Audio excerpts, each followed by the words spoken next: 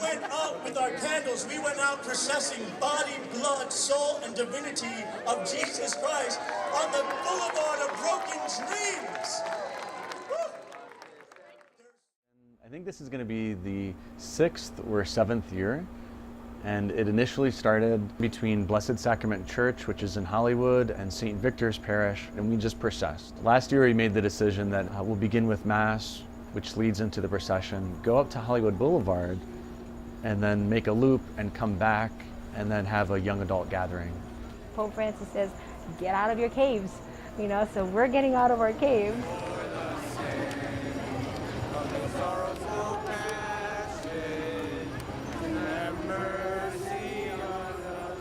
You see people going down to Hollywood, searching for something, and the whole time it feels like Jesus is just reminding us, he's saying, no, you are my beloved. And so many of us get lost and we forget that. We're going to just be put out there into the open. We're going to be exposed the truth about ourselves, of who we're in love with, of who we're about. And then there's this sense of almost like fear creeping up, like, oh, what if everyone's going to look at us weird, or what if everyone's going to give us a hard time? But then you look around yourself and you realize there's others there who already have the peace and they want to share it with others.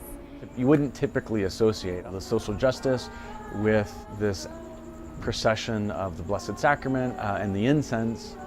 And then at the same time, you also have people reaching out to the homeless, and then inviting everyone to come back for a praise and worship service and charismatic prayers and healing, and kind of dropping into a deeper identity, which is a son and a daughter of God.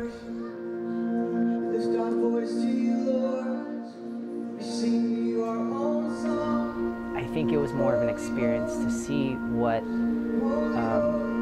the power of this procession, the power of the Eucharist, the power of the Blessed Sacrament is able to bring to a place full of chaos and sorrow and sadness, and bring it joy. When there are no more doors that are open, Christ enters through the broken wounds.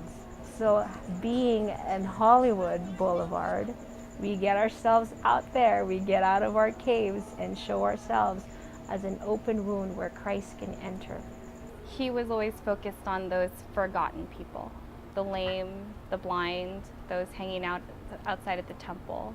This was a time to actually express what we believe in, is we don't forget about anyone. No one's left behind. And through that, simply by just being present, then Christ becomes light, and Christ becomes that hope and that life, that everybody is looking for and hoping for and desperate for. So that's what Boulevard Procession is about.